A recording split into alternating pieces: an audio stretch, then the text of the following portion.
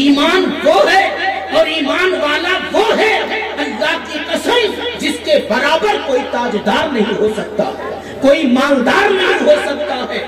ایمان والا کتنا بڑا رئیس ہے اس کا اندازہ اس وقت ہوگا جب آپ کی سانسیں رک جائیں گی، جب آپ کے جسم سے روح کا رشتہ اور ناطہ ختم ہو جائے گا، جب آپ چار کاندھوں پر لگ کر شہر خاموشہ کی طرف چلنے والے ہوں گے، روح آپ کی حلق میں جب لڑکھڑا رہی ہوگی، اس وقت جب حجابات ہٹیں گے اور جب فرشتے نظر آئیں گے، تب آپ کو ایمان کی مٹھاس سمجھ میں آئے گی، تب آپ کو ایمان کی لذت سمجھ میں آئے گی، تب آپ کو اسلام کی حقانیت سمجھ میں آئے گی۔ یہ وہ مرحلہ ہے جس مرحلے میں جانے کے بعد دنیا کا ہر انسان، وہ تاجدار ہو، وہ مالدار ہو، وہ حکومت اور ثروت کا مالک ہو، کیسا بھی ہو، اس مرحلے میں جانے کے بعد ہر کسی کو یہ یقین ہو جاتا ہے کہ اسلام سچا ہے، اسلام اچھا ہے، اسلام ہی خدا کی بارگاہ میں مقبول ترین دین ہے۔ ایسا نہ ہوتا تو مرنے کے قریب پہنچ کر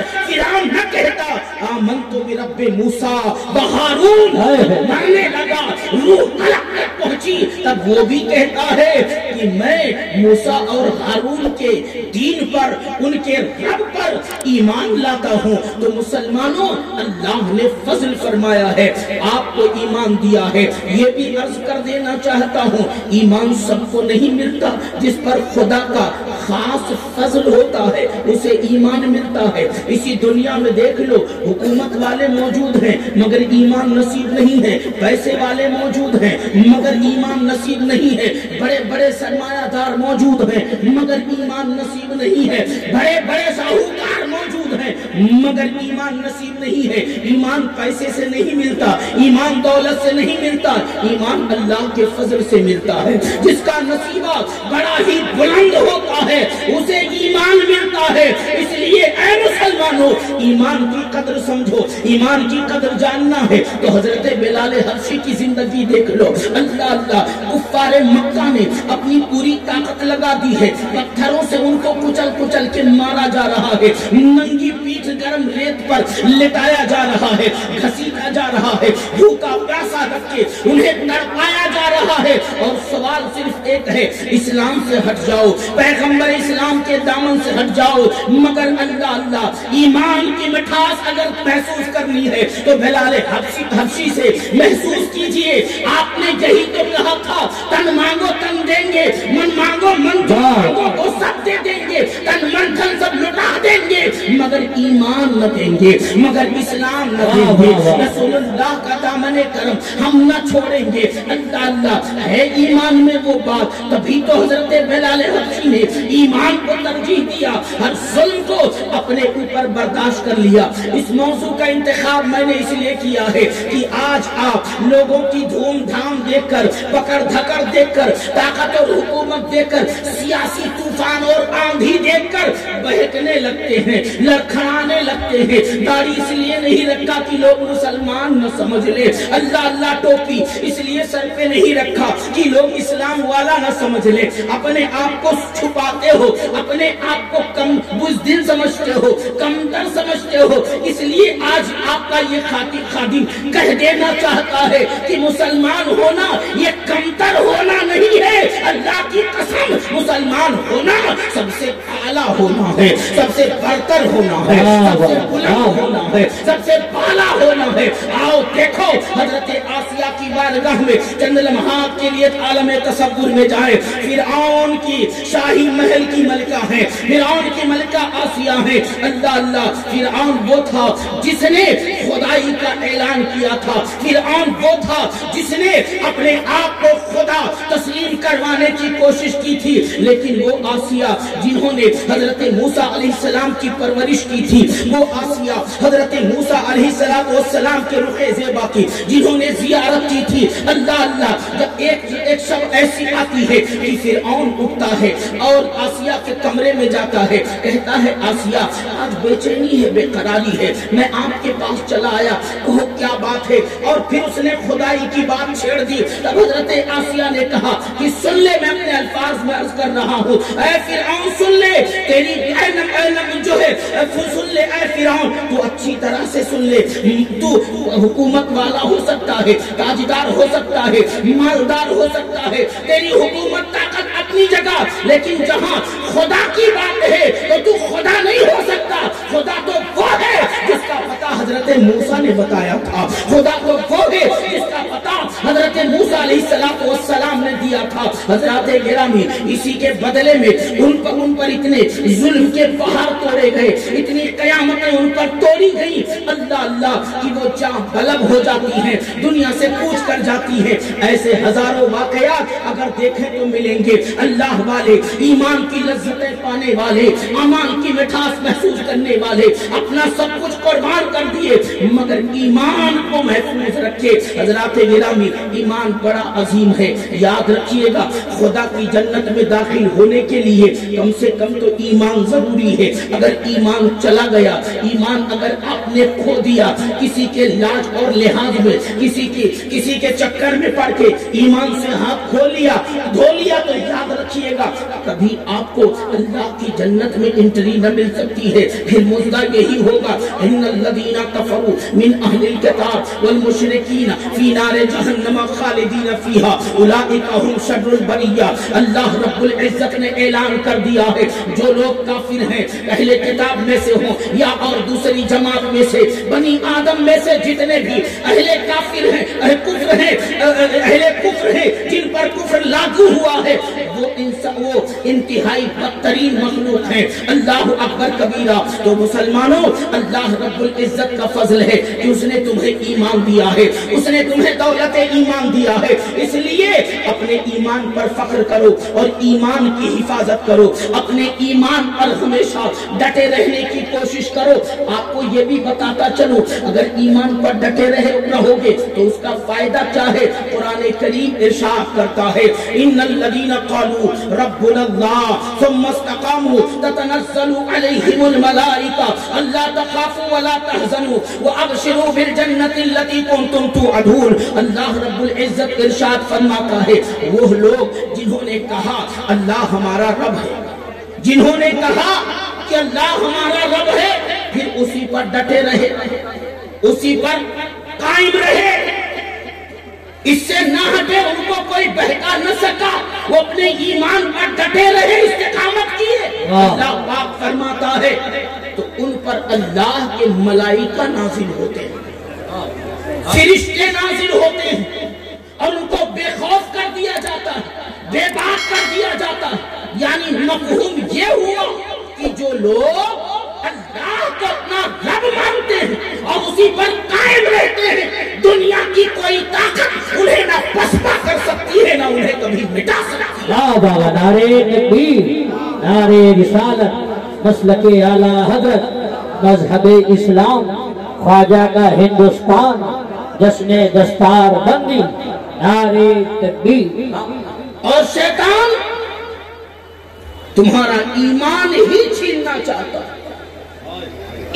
شیطان جو تم پر حملہ کرتا ہے صرف ایمان چھیننے کے لیے، خالی اعمال نہیں، وہ اگر ایمان چھیننے میں کامیاب ہو گیا تو پھر اعمال کے پیچھے نہیں پڑتا، ورنہ آپ دیکھیں کتنے ایسے ہیں تسبیح پڑھتے پڑھتے چٹکیاں گھس گئی، سجدے کرتے کرتے پیشانی بلیک بورڈ بن گئی، دین کی راہ میں دوڑتے دوڑتے پائجامے کٹ کٹ کے پورا گھٹنے کے قریب آ گئے، اتنی محنت مشقت کی، شیطان انہیں منع بھی نہیں کرتا، رات دن خوب عبادت کرتے ہیں، وہ جانتا ہے کہ اعمال کا فائدہ اسی وقت ہوگا جب ایمان ہو، اور ایمان تو ان کا گیا، ایمان تو مسلک اعلی حضرت والوں کے پاس، ایمان تو اہل سنت کے پاس ہے، ایمان تو آپ کے پاس ہے، ایمان تو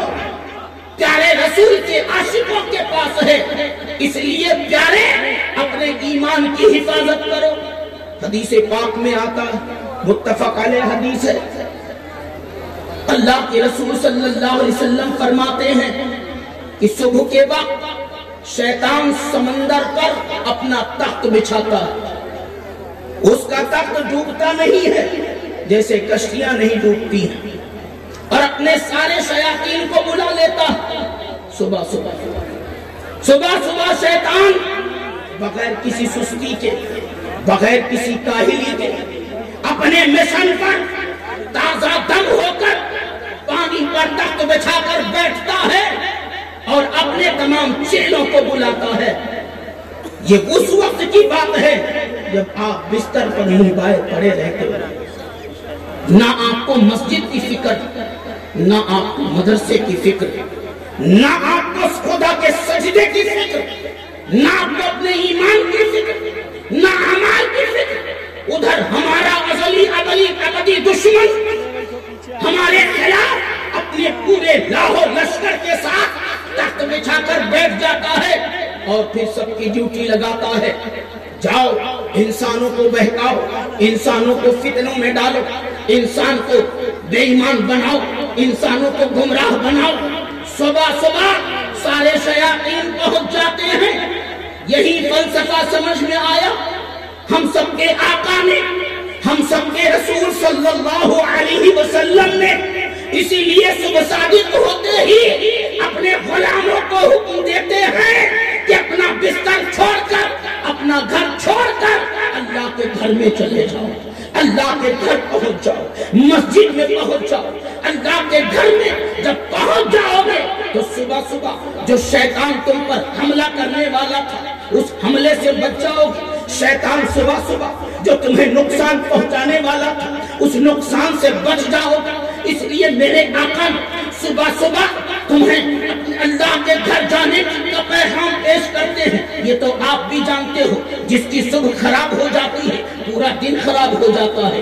آپ ہی کو اپنے منہ سے کہتے ہو آج پتہ نہیں سویرے کس کا منہ دیکھ لیا پورا دن خراب ہو گیا۔ تو جب صبح اچھی ہوتی ہے، صبح خیر ہوتی ہے تو پورا دن برکتوں والا ہوتا ہے۔ اب جب تم اپنا بستر چھوڑ دیتے ہو اور اللہ کے گھر کی طرف چل دیتے ہو، فرشتے تمہاری حفاظت کرتے ہیں۔ حدیث کہتی ہے جب تم صبح اللہ کے گھر کی طرف چلتے ہو تو اللہ رب العزت کی رحمتیں تمہاری طرف متوجہ ہوتی ہیں۔ ایمان کا جھنڈا لے کر چلتے ہو، اسلام کا جھنڈا لے کر چلتے ہو، اپنے ایمان اور ایمان کا جھنڈا لے کر اللہ کے گھر کی طرف چلتے ہو۔ جب اللہ کے گھر میں پہنچتے ہو پیارے، جیسے ہی اللہ کے گھر کی چوکھٹ کو آپ کے قدم کے تلوے بوسہ دیتے ہیں، ویسے ہی رحمتوں کے دروازے کھل جاتے ہیں اور زبان سے آپ کہہ بھی لیتے ہو اللہم افتح لی ابواب رحمتک۔ اللہ اب جانتے ہو آتا ہے، روایتوں کے اندر ملتا ہے، اللہ رب العزت فرماتا ہے یہ میرا بندہ نیند توڑ کر آیا ہے، گھر چھوڑ کر آیا ہے، میرے لیے آیا ہے، جب تک یہ میرے گھر میں رہے گا اس پر رحمتوں کی برسات کرتے رہو، اس پر نعمتوں کی برسات کرتے رہو۔ حضرات گرامی، تو اس لیے صبح اللہ کے رسول صلی اللہ علیہ وسلم نے آپ کو اللہ کے گھر جانے کا پیغام پیش کیا تاکہ شیطان کے حملوں سے بچ جاؤ۔ آپ کو تو یہ سب فکر نہیں، یہ تو خالی مولوی صاحب لوگوں کی ذمہ داری ہے۔ ایک دن بیچارہ مؤذن سو جائے پورا محلہ اس کے خلاف کھڑا ہو جائے گا، حالانکہ آپ ہر دن سوئے رہتے ہو، تب آپ کو فکر نہیں۔ ایک دن امام صاحب مصلی پہ 2 منٹ لیٹ آ جائیں، ایسا ناک اور منہ پھلاتے ہو جیسے کہ بھی گولی مار دو گے، لیکن آپ نے جو ہمیشہ اللہ لیٹ کیا تاخیر کیا آتے ہی نہیں ہو۔ اگر آپ نے اپنی زندگی میں کسی سے رشتہ توڑا ہے تو صرف مسجدوں سے رشتہ توڑا ہے، قرآن سے رشتہ توڑا ہے، اللہ کے گھر سے رشتہ توڑا ہے، علماء سے رشتہ توڑا ہے۔ یہ آپ کی حالت ہے، سب سے جڑے ہیں آپ، صرف اللہ کے گھر سے ٹوٹے ہیں آپ، قرآن پاک سے ٹوٹے ہیں آپ۔ گھر آپ دیکھ لیں سال گزر جاتا ہے، کبھی کیا نصیب آتا ہے کہ چند آیتیں آپ کے گھر میں تلاوت ہو گئی ہوں، کبھی ایسا وقت نصیب آتا ہے کہ آپ کے گھر میں کوئی مصلی بچھا کر 2 رکعت نماز پڑھ لیا ہو۔ نہیں، ان سب سے رشتہ آپ نے توڑ لیا ہے۔ اللہ اکبر۔ پھر ہوتا کیا ہے سنو، اب آپ اللہ کے گھر جانے کے بجائے کھیت گئے، کھلیان گئے، جہاں جانا ہے چلے گئے، یا بستر پر پڑے رہے تو شیطان جو بڑا فتنہ ڈالتا ہے صبح اس کی طرف تھوڑا اشارہ کر کے آگے بڑھنا چاہوں گا۔ اللہ اکبر کبیرہ۔ پھر ہوتا کیا ہے، صبح جب شیطان تمہارے قریب پہنچتا ہے، اگر سو رہے ہو تو سر سہلاتا ہے، ہاتھ دباتا ہے اور میٹھی نیند میں آپ کو خلق کرتا ہے تاکہ سو جاؤ اور اللہ کی لعنت اوپر پڑ جائے۔ پھر صبح صبح اللہ کا فرشتہ حضرت میکائیل علیہ السلام جن کو روزی پہنچانا اور جو ہے پانی برسانے کی ذمہ داری دی گئی ہے، جب آپ کے دروازے پر پہنچتے ہیں اور دیکھتے ہیں آپ مخدوم بنے ہیں، شیطان آپ کا خادم بنا ہے، تو جو روزی آپ کو ملنی چاہیے، اس دن جو برکت آپ کو ملنی چاہیے، اس دن جو نعمت آپ کو ملنی چاہیے، وہ سب آپ سے لوٹ جاتی ہے، سارا لے کر واپس چلے جاتے ہیں۔ اب جب برکت چلی گئی، اب لعنت گھر پہ رہ گئی، اللہ کی رحمت چلی گئی، لعنت گھر پہ رہ گئی۔ حضرات گرامی، تو ذرا سوچو، اس طریقے سے فتنے میں صبح صبح شیطان ڈالتا ہے۔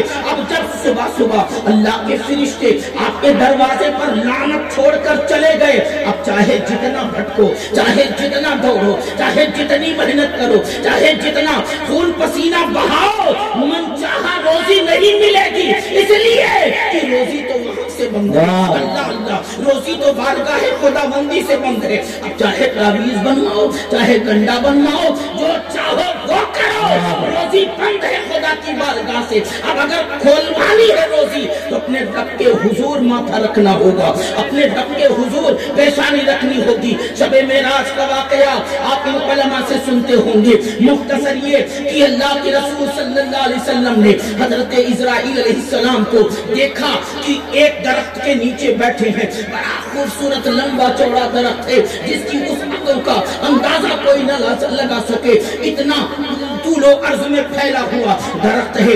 آقا کریم صلی اللہ علیہ وسلم نے حضرت جبریل امین سے گفتگو فرمائی تو بتایا، حضرت اسرائیل سے پوچھا تو انہوں نے بتایا، حضور آپ دیکھیں یہ آسمان کی طرف دونوں دروازے ہیں، اللہ اللہ، اور یہ درخت ہے جس کے پتے پر تمام بنی آدم کا نام لکھا ہوا ہے۔ حضور یہ دونوں دروازے جو آسمان کی طرف ہیں وہ اس لیے ہیں کہ ایک طرف سے، دھیان سے سننا، ایک طرف سے بندے کے اعمال چڑھتے ہیں تو دوسری طرف سے بندے کے لیے روزی اترتی ہے، بندے کے لیے رحمت اترتی ہے، بندے کے لیے نعمت اترتی ہے۔ اے مسلمانوں بتاؤ، اب ہم آپ سے پوچھتے ہیں، صبح سے لے کر شام تک اللہ کے فرشتے آپ کے کاندھے پر بیٹھتے ہیں، کتنی نمازیں آپ روزانہ آسمان تک پہنچاتے ہیں، کتنے روزے، کتنی تلاوت، کتنی نیکیاں، کتنی اچھائیاں روز آپ کرتے ہیں۔ ہر دن کا حساب لگائیں تو گناہ ہی گناہ ہے، جرم ہی جرم ہے، نافرمانی ہی نافرمانی ہے۔ تب پھر آپ خود ہی بتائیں، جب دن رات مالک و مولا کی آپ نافرمانی کریں گے پھر وہ تمہیں رحمتیں کیوں دے گا؟ اللہ اللہ، آپ ذرا سوچو، مگر وہ رحیم ہے، مگر وہ کریم ہے، وہ مہربان ہے، تمہیں بھوکا نہیں سلاتا، یہ اس کی مہربانی ہے، ورنہ ہمارے اعمال تو